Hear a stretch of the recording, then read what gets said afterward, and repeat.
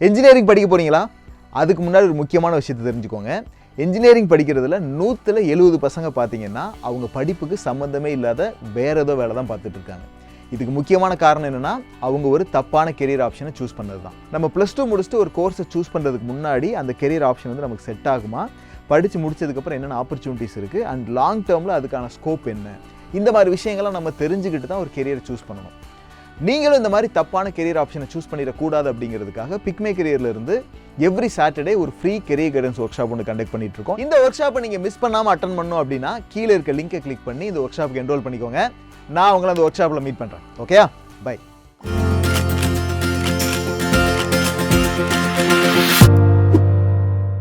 எப்படி 12th அப்புறம் நீங்கள் ஐஐடியில் ஜாயின் பண்ணணுன்னா JEE அட்வான்ஸ்ட் எக்ஸாம் மேண்டேட்ரியோ அதே மாதிரி தான் 12th அப்புறம் நீங்கள் சென்ட்ரல் யூனிவர்சிட்டிஸில் UG படிக்கணும்னா ஒரு எக்ஸாம் மேண்டேட்ரி. அதாவது இந்த எக்ஸாமை எழுதுனா தான் சென்ட்ரல் யூனிவர்சிட்டிஸில் UG ஜாயின் பண்ணி படிக்கவே முடியும். அந்த என்ட்ரன்ஸ் எக்ஸாம் பேர் தான் CUET. சரி, இந்த என்ட்ரன்ஸ் எக்ஸாம் பற்றி நம்ம டீட்டெயில்டாக பார்க்கறதுக்கு முன்னாடி நம்ம ஏன் சென்ட்ரல் யூனிவர்சிட்டியில் படிக்கணும்? நம்ம ஊரில் தான் நிறையா கவர்மெண்ட் காலேஜஸ் இருக்கே, அங்கேயே ஜாயின் பண்ணி படிக்கலாம்ல. இந்த சென்ட்ரல் யூனிவர்சிட்டிஸில் படிக்கிறதுனால அப்படியான சேஞ்ச் வந்துட போகுது. இதை பற்றி நீங்கள் என்ன நினைக்கிறீங்க அப்படிங்கிறத கமெண்ட் செக்ஷனில் கமெண்ட் பண்ணுங்கள். நானும் இதை பற்றின ஒரு எக்ஸ்ப்ளனேஷனை வீடியோட கடைசியில் ஒரு போனஸ் பாயிண்ட்டாக உங்களுக்கு நான் சொல்கிறேன். ஸோ இந்த வீடியோவில் இந்த CUET என்ட்ரன்ஸ் எக்ஸாம்னா என்ன, நானும் 12th கம்ப்ளீட் பண்ணலையே, நான் இந்த எக்ஸாமை எழுத முடியுமா, அப்போது இந்த எக்ஸாமுக்கான எலிஜிபிலிட்டி க்ரைட்டீரியா தான் என்ன, சிலபஸ் அண்ட் எக்ஸாம் பேட்டர்ன்லாம் எப்படி இருக்கும், இதை பற்றின என்டையர் டீட்டெயில்ஸ் தான் இந்த வீடியோவில் நம்ம பார்க்க போகிறோம்.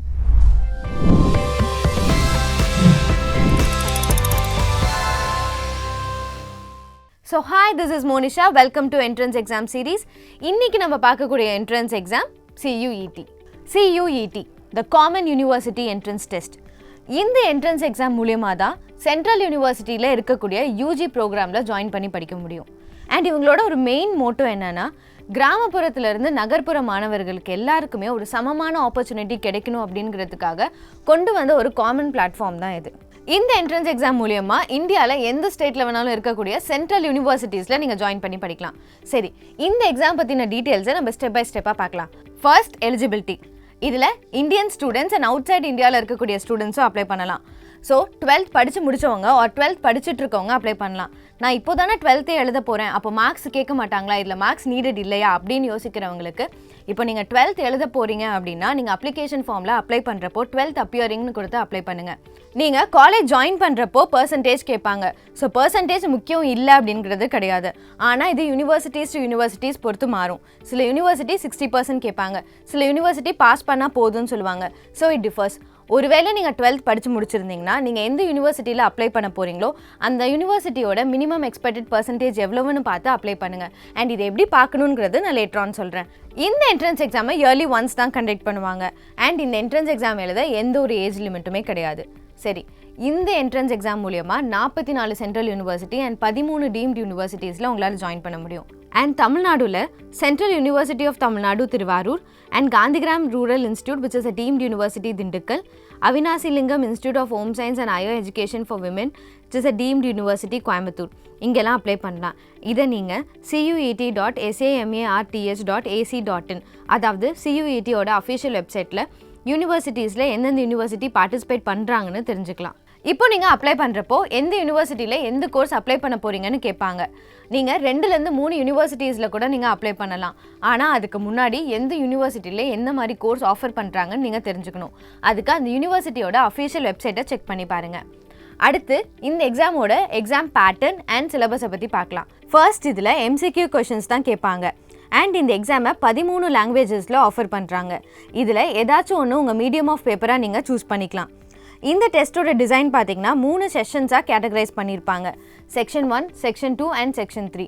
செக்ஷன் 1ல் section 1A and section 1B இருக்கும். Section 1 language based, section 2 domain specific subjects, section 3 general test. சரி, இந்த டொமைன் ஸ்பெசிஃபிக் அண்ட் ஜென்ரல் டெஸ்ட்னா என்னன்னு பார்த்தோன்னா, இப்போ நீங்கள் அப்ளை பண்ணும்போது யூனிவர்சிட்டியோட அஃபிஷியல் வெப்சைட்டில் CUET நோட்டிஃபிகேஷன் செக் பண்ணிவிட்டு அப்ளை பண்ணுங்கன்னு சொன்னேன். For example, central university of Tamil Nadu திருவாரூரோட அஃபிஷியல் வெப்சைட் எடுத்துப்போம். அதில் எலிஜிபிலிட்டி க்ரைட்டீரியா ஆஃப் CUET 2022ன்னு இருக்கும்.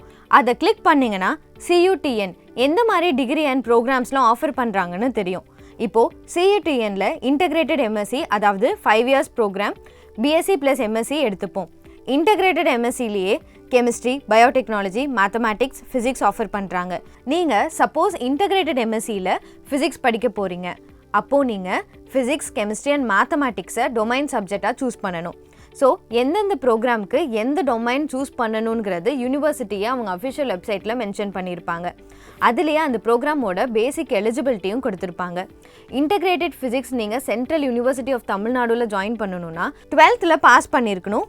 வித் ஜென்ரல் கேட்டகரி ஸ்டூடெண்ட்ஸாக இருந்தீங்கன்னா ஃபிசிக்ஸ், கெமிஸ்ட்ரி அண்ட் மேத்தமேட்டிக்ஸில் 60% எடுத்துருக்கணும். இதுவே ஓபிசி நான் க்ரீமி லேயர் ஸ்டூடெண்ட்ஸாக இருந்தீங்கன்னா 55% எடுத்துருக்கணும். And SC, ST and PWD கேண்டிடேட்ஸாக இருந்தீங்கன்னா 50% எடுத்துருக்கணும். ஆர் நீங்கள் BSc in textile programme choose பண்ணீங்கன்னா நீங்கள் ஜென்ரல் ஸ்டடீஸ் மட்டுமே சூஸ் பண்ணால் போதும். ஸோ கம்மிங் பேக், செக்ஷன் 1ல் section 1A 13 languages and section 1B 20 languages இருக்கும். அண்ட் செக்ஷன் 2ல் 27 டொமைன் ஸ்பெசிஃபிக் சப்ஜெக்ட்ஸ் இருக்கும். அண்ட் செக்ஷன் 3ல் ஜென்ரல் டெஸ்ட் இருக்கும். இப்போ நீங்கள் ஸ்லாட் சூஸ் பண்ணுற மாதிரி இருக்கும். பிகாஸ் நம்ம ஆல்ரெடி பார்த்தோம் CUTNல இன்டகிரேட்டட் ஃபிசிக்ஸ்னு வரும்போது 3 டொமைன் ஸ்பெசிஃபிக் சப்ஜெக்ட் சூஸ் பண்ணணும். இதுவே டெக்ஸ்டைல்ஸ்னு வரும்போது ஜென்ரல் டெஸ்ட் மட்டும் சூஸ் பண்ணால் போதும். ஸோ நீங்கள் எந்த ப்ரோக்ராம் சூஸ் பண்ணுறீங்களோ அந்த ப்ரோக்ராம்க்கான ரெக்குயர்மெண்ட்ஸ் மேட்ச் ஆகிற மாதிரி நீங்கள் பார்த்து சூஸ் பண்ணணும். செக்ஷன் 1A 13 லாங்குவேஜஸ் இருக்கும். அதில் ஏதாச்சும் ஒன்று நீங்கள் சூஸ் பண்ணிக்கலாம். செக்ஷன் 1B 20 லாங்குவேஜஸ் இருக்கும். செக்ஷன் 1A நீங்கள் சூஸ் பண்ணணும்னு நினைக்கிற லாங்குவேஜஸ் இல்லைன்னா செக்ஷன் 1B நீங்கள் சூஸ் பண்ணிக்கலாம். ஆர் செக்ஷன் 1A ஒரு லாங்குவேஜ் அண்ட் செக்ஷன் 1B இன்னொரு language, or section 1A and section 1B சேர்த்து 3 லாங்குவேஜ் வரைக்கும் நீங்கள் செக்ஷன் 1 சூஸ் பண்ணிக்கலாம். இது கம்ப்ளீட்லி உங்கள் சாய்ஸ் தான். அடுத்து செக்ஷன் 2, 27 டொமைன் ஸ்பெசிஃபிக் சப்ஜெக்டில் அந்தந்த யூனிவர்சிட்டி எத்தனை நம்பர் ஆஃப் டொமைன் சப்ஜெக்டோ சூஸ் பண்ண சொல்கிறாங்களோ நீங்கள் அதை சூஸ் பண்ணணும். அண்ட் மேக்ஸிமம் 6 டொமைன் சப்ஜெக்ட் வரைக்கும் நீங்கள் சூஸ் பண்ணலாம். அடுத்து செக்ஷன் 3 ஜென்ரல் டெஸ்ட். இதில் 3 செக்ஷனையும் சேர்த்து டோட்டலாக 9 பேப்பர்ஸ் வரைக்கும் நீங்கள் 2 ஸ்லாட்டாக சூஸ் பண்ணலாம்.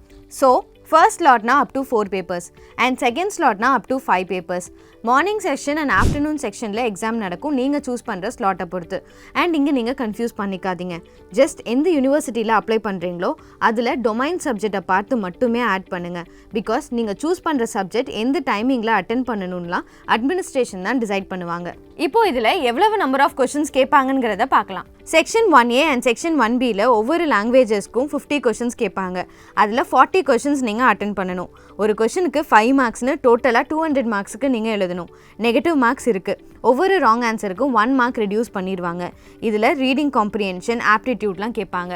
இந்த செக்ஷனுக்கான டியூரேஷன் 45 மினிட்ஸ். நீங்கள் எத்தனை லாங்குவேஜ் சூஸ் பண்ணுறீங்களோ இந்த செட் அப்படியே ரிப்பீட் ஆகும். செக்ஷன் 2ல் 50 கொஷின்ஸ் கேட்பாங்க. அதில் 40 கொஷின்ஸ் நீங்கள் அட்டென்ட் பண்ணணும். MCQ கொஷின்ஸ் தான் கேட்பாங்க. ஒரு கொஷனுக்கு 5 மார்க்ஸ்னு டோட்டலாக 200 மார்க்ஸுக்கு நீங்கள் எழுதணும். நெகட்டிவ் மார்க்ஸ் இருக்குது. ஒவ்வொரு ராங் ஆன்சருக்கும் 1 மார்க் ரெடியூஸ் பண்ணிடுவாங்க. ஒவ்வொரு டொமைன் சப்ஜெக்ட்கான டியூரேஷன் 45 மினிட்ஸ். இப்போ நீங்கள் 2 டொமைன் ஸ்பெசிஃபிக் சப்ஜெக்ட் சூஸ் பண்ணிங்கன்னா உங்களுக்கான டோட்டல் டியூரேஷன் 90 மினிட்ஸ். இந்த டொமைன் ஸ்பெசிஃபிக் சப்ஜெக்டை பொறுத்த வரைக்கும் சிலபஸ் 12th எலிஜிபிலிட்டினால 12th NCERT சிலபஸாக தான் இருக்கும். Section 3 general test. இதில் 75 கொஷின்ஸ் கேட்பாங்க. அதில் 60 கொஷின்ஸ் அட்டென்ட் பண்ணணும். ஒரு கொஷனுக்கு 5 மார்க்ஸ்னு டோட்டலாக 300 மார்க்ஸுக்கு நீங்கள் எழுதணும். நெகட்டிவ் மார்க்ஸ் இருக்குது. ஒவ்வொரு ராங் ஆன்சருக்கும் 1 மார்க் ரெடியூஸ் பண்ணிடுவாங்க. MCQ கொஷின்ஸ் தான் கேட்பாங்க. அண்ட் இதில் general knowledge, current affairs, general mental ability, numerical ability, quantitative reasoning, logical and analytical reasoning questions தான் கேட்பாங்க. இதுக்கான டோட்டல் டியூரேஷன் 60 மினிட்ஸ்.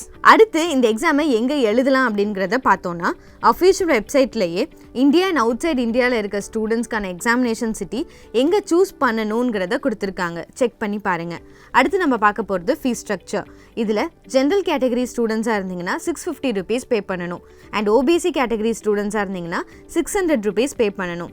இதுவே SC ST ஸ்டூடெண்ட்ஸாக இருந்தீங்கன்னா 550 rupees பே பண்ணுற மாதிரி இருக்கும். இதுவே அவுட் சைட் இந்தியாவில் இருக்க ஸ்டூடெண்ட்ஸ் 3000 rupees பே பண்ணுற மாதிரி இருக்கும். இந்த அகாடமிக் இயர் அதாவது 2022ல் CUET எக்ஸாம் அப்ளை பண்ணுறதுக்கான last date 6th May 2022.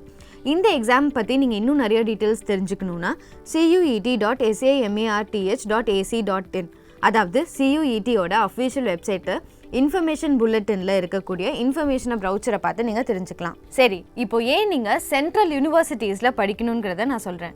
UC யூனிவர்சிட்டிஸ்ன்னு எடுத்துக்கிட்டாவே நமக்கு எக்ஸ்போஷர் அதிகம். இப்போ நம்ம தமிழ்நாடு ஸ்டேட் யூனிவர்சிட்டிஸ்ன்னு எடுத்துக்கிட்டோன்னா லைக் பாரதியார், பாரதிதாசன், பெரியார் யூனிவர்சிட்டி, இங்கே எங்கேயுமே யூஜி கோர்சஸ் ஆஃபர் பண்ணுறது கிடையாது. அவங்களோட அஃபிலியேட்டட் காலேஜஸில் தான் யூஜி கோர்சஸ் ஆஃபர் பண்ணுறாங்க. ஸோ அந்த காலேஜை கம்பேர் பண்ணும்போது சென்ட்ரல் யூனிவர்சிட்டிஸில் இன்ஃப்ராஸ்ட்ரக்சர் அண்ட் ஃபெசிலிட்டிஸ் நல்லாவே இருக்கும். ஆல் ஓவர் இந்தியாவில் இருக்க ஸ்டூடெண்ட் இங்கே வந்து படிக்கிறதுனால உங்களுக்கு எக்ஸ்போஷர் அதிகமாக இருக்கும். அண்ட் அது மட்டும் இல்லாமல் ஃபீஸ் ஸ்ட்ரக்சர் இங்கே அஃபோர்டபுளாக இருக்கும். அண்ட் சில ஸ்காலர்ஷிப்ஸும் உங்களுக்கு இங்கே ப்ரொவைட் பண்ணுவாங்க. And most importantly internationally standard library. நீங்கள் படித்து தெரிஞ்சுக்கணும்னு நினைக்கிற எல்லா விஷயத்துக்கான மெட்டீரியலும் உங்களுக்கு இங்கே கிடைக்கும். ஸோ ஆல் டுகெதர் எக்ஸ்போஷர் வேறு லெவலில் இருக்கும். ஸோ CUET என்ட்ரன்ஸ் எக்ஸாமை பற்றின என்டையர் டீட்டெயில் நம்ம இந்த வீடியோவில் பார்த்தோம். உங்களுக்கு வேறு ஏதாச்சும் என்ட்ரன்ஸ் எக்ஸாமை பற்றி தெரிஞ்சுக்கணும் ஆர் வேறு ஏதாச்சும் கெரியர் ஆப்ஷனை பற்றி தெரிஞ்சுக்கணும்னா கமெண்ட் செக்ஷனில் கமெண்ட் பண்ணுங்கள். நம்ம அடுத்து வர வீடியோவில் அதை பற்றி பார்க்கலாம்.